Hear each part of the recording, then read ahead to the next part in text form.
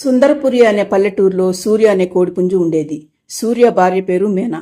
ఒకరోజు మీనా సూర్యతో, ఇదెక్కడ అన్యాయం అండి? మనకు పిల్లలు లేనంత మాత్రాన మీ అమ్మా నాన్న మీకు మరొక పెళ్లి చేస్తాననటం ఎంతవరకు న్యాయం చెప్పండి.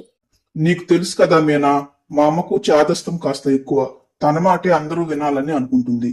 అంతేగాని తను ఎవరి మాట వినదు. తనకు ఒక కూతురుంది కదండి. నాలాంటి కష్టమే తన బిడ్డకొస్తే ఇలాగే చేస్తుందా మీ అమ్మ? ఇప్పుడు నేను వెళ్తున్నది మా అమ్మ చెప్పినట్లు వినటానికి కాదు, మా అమ్మకు నచ్చ చెప్పటానికి. పోనీ నువ్వు కూడా నాతో పాటు వస్తావా?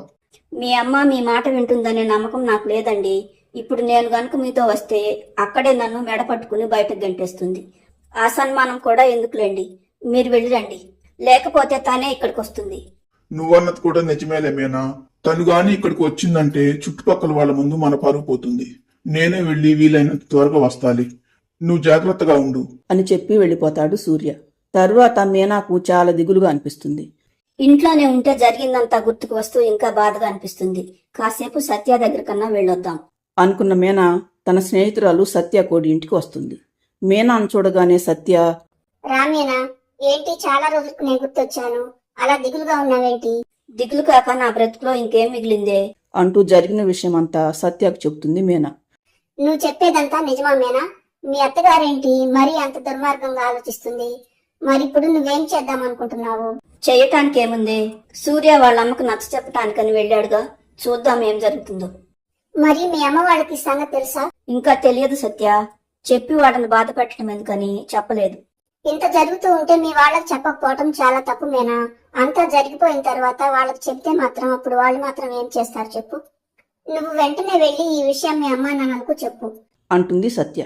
మీనా కూడా సత్య చెప్పింది నిజమేననిపిస్తుంది. సరే సత్య, నువ్వన్నట్లే చేస్తాను అని మీనా వాళ్ళ అమ్మగారింటికి వస్తుంది. మీనా వచ్చేసరికి మీనా తల్లి రాధకోడి తన చిన్న కూతురు జానుపై మండిపడుతూ ఉంటుంది. అది చూసిన మీనా, ఏంటమ్మా, ఎందుకు చెల్లిపైన అంత కోపడుతున్నావు? కోపట్టం కాదు మేనా, దీన్ని చంపినా పాపం లేదు. ఈ పనికి మాలింది ఏం చేసిందో తెలుసా?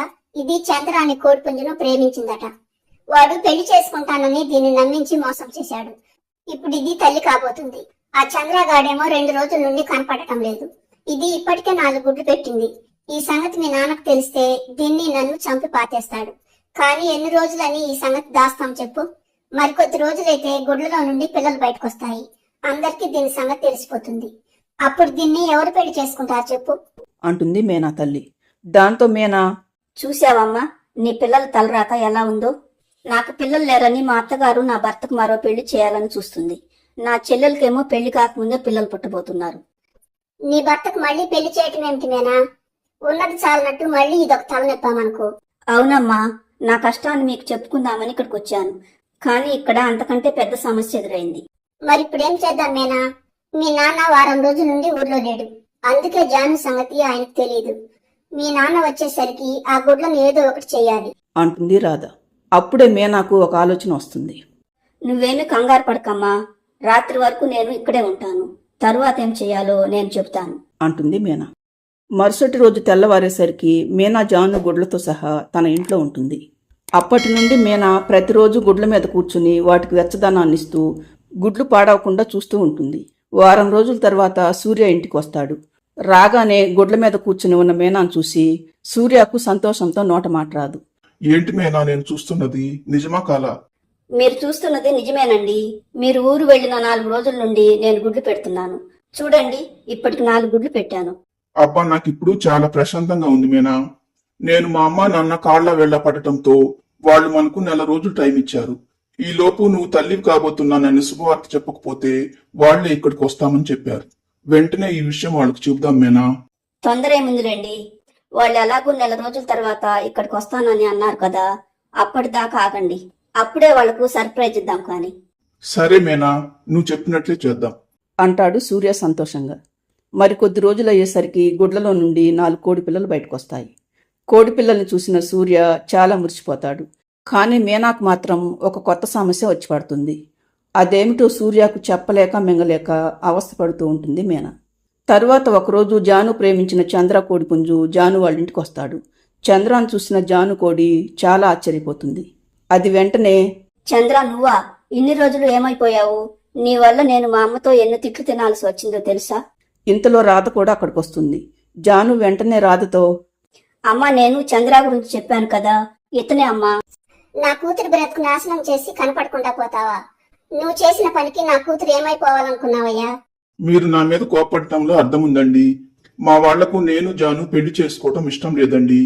అందుకే నాకు వేరే సంబంధం చూశారు.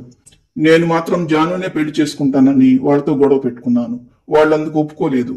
అప్పుడే నాకు జాను తల్లి కాబోతుందని తెలిసింది. నేను ఇంటి దగ్గరే ఉంటే మా వాళ్ళు నాకు వేరొకరితో బలవంతంగా పెళ్లి చేస్తారని భయపడి ఇంట్లో నుండి పారిపోయానండి. నేను కొద్ది రోజులు కనపడకపోయేసరికి మా అమ్మ నాన్న భయపడిపోయారు. నా స్నేహితుడి దగ్గరున్న నా దగ్గరికి మా నాన్న వచ్చి నాకు నచ్చిన పిల్లతోనే పెళ్లి చేస్తామని బ్రతిమలాడి నన్ను ఇంటికి తీసుకొచ్చాడు. అందుకే జానును పిల్లల్ని మా అమ్మ వాళ్ళ దగ్గరికి తీసుకువెళ్దామని వచ్చాను. జాను, పిల్లలెక్కడా? వాళ్ళని తీసుకుని వెళ్దాం పద అంటాడు చంద్ర. దాంతో తల్లి బిడ్డలిద్దరూ అవాక్కైపోతారు. ఏంటి జాను, పిల్లల్ని తీసుకురమ్మని ఇంటికి వెళ్దాం. పిల్లలు ఇక్కడ లేరండి. పెళ్లి కాకముందే తల్లిని కాబోతున్నానని తెలిస్తే ఊర్లో వాళ్ళ ముందు తలెత్తుకుని తిరగలేమని, మా నాన్నకు నేను తల్లిని కాబోతున్నానని తెలిస్తే చంపేస్తాడని భయపడి మన గుడ్లను మా అక్కకి ఇచ్చేశామండి. అలాగా? అయితే మీ అక్క వాళ్ళ ఇంటికి వెళ్లి పిల్లల్ని తీసుకుని మన ఇంటికి వెళ్దాం పద. అది కాదు చంద్ర, మా అక్కకు పిల్లలు పుట్టడం లేదని వాళ్ళ అత్తగారు మా బావకు మళ్లీ పెళ్లి చేస్తామని అన్నారట. అందుకే మా అక్క మన గుడ్లను తీసుకువెళ్లి తనే ఆ గుడ్లను పెట్టానని మా బావకు చెప్పిందట. అయ్యో జాను, నేను నువ్వు గుడ్లు పెట్టిన సంగతి చెప్పి నిన్ను పిల్లల్ని తీసుకువస్తానని ఇక్కడికి వచ్చాను. ఇప్పుడు పిల్లల్ని తీసుకువెళ్లకుండా వెళ్తే మా వాళ్ళు నిన్ను కూడా ఇంటికి రానివ్వరు. ఇప్పుడు ఎలా జాను? అంటాడు చంద్ర. దాంతో తల్లి బిడ్డలిద్దరికీ ఇక ఏం చేయాలో అర్థం కాదు. ముందు అక్క వాళ్ళ ఇంటికి వెళ్దాం పద జాను, తర్వాత ఏం చేయాలో ఆలోచిద్దాం అంటుంది రాధ. తరువాత వాళ్ళు ముగ్గురు మీనా వాళ్ళ ఇంటికి వచ్చి విషయమంతా చెప్పటంతో మీనా అయోమయంలో పడుతుంది. వాళ్ళు మాట్లాడుకుంటూ ఉండగా అక్కడికి సూర్య వస్తాడు. ఏంటి మీనా, అందరూ అలా కంగారు పడుతున్నారు అని సూర్య అనటంతో మీనా ఏం జరిగితే అది జరుగుతుందని సూర్యకు జరిగిన సంగతి అంతా చెప్పటంతో సూర్యకు మీనా మీద చెప్పలేనంత కోపం వస్తుంది. మీ చెల్లెల పిల్లల్ని తీసుకొచ్చి నీ పిల్లలని చెప్తావా? నన్నింత మోసం చేస్తావా? ఇప్పుడు నాకు మా అమ్మ వేరే పెళ్లి చేయటం కాదు, నేనే మరొకరిని పెళ్లి చేసుకుంటాను. నువ్వు నన్ను చేసిన మోసానికి ఇదే నీకు సరైన శిక్ష. మరేం చేయమంటారండి? నాకు పిల్లలు లేరని మీ అమ్మ మీకు మరొక పెళ్లి చేయాలని చూసింది. నా బాధ నా తల్లికి చెప్పుకుందామని వెళ్తే అక్కడ ఈ చంద్ర నా చెల్లెల్ని గర్భవతిని చేసి ఎటో పారిపోయాడని తెలిసింది. తప్పు ఎవరిదైనా శిక్ష పడేది మా ఆడవాళ్లకే కదండి. మీ అమ్మ మీకు మరొక పెళ్లి చేస్తానని అంటుంది. కానీ లోపం నాలోనే ఉందని ఎందుకు అనుకోవాలండి? మీలో కూడా ఉండొచ్చు కదా, అది వేరే విషయంలేండి. నేను బాగా ఆలోచించిన తర్వాత నా సమస్య మా చెల్లి సమస్య ఒకేసారి తీరాలని మా చెల్లి గుడ్లను మన ఇంటికి తీసుకువచ్చాను. కానీ పిల్లలు పుట్టిన కొద్ది రోజులకే తెలిసింది నేను తల్లిని కాబోతున్నానని. అప్పటి నుండి నిజం బయటకు చెప్పలేక నాలో నేను దాచుకోలేక ఎంత నరకం అనుభవించానో మీకు తెలుసా? ఏంటి మీనా, నువ్వు నిజంగానే తల్లి కాబోతున్నావా? ఈ ఒక్క మాటతో నాకు నీ మీద ఉన్న కోపం అంతా పోయింది మీనా. ఇక నేను ఎవ్వరికి సమాధానం చెప్పవలసిన పని లేదు అంటాడు సూర్య ఆనందంగా. తరువాత జాను చంద్రాలిద్దరూ తమ పిల్లల్ని తీసుకుని వాళ్ళ ఇంటికి వెళ్ళిపోతారు. రాధ కూడా జరిగిన సంగతి తన భర్తకు చెప్పాలని వెళ్ళిపోతుంది. సూర్య మీనాలు మాత్రం తమకు పుట్టబోయే పిల్లల గురించి కలలు కంటూ ఉంటారు.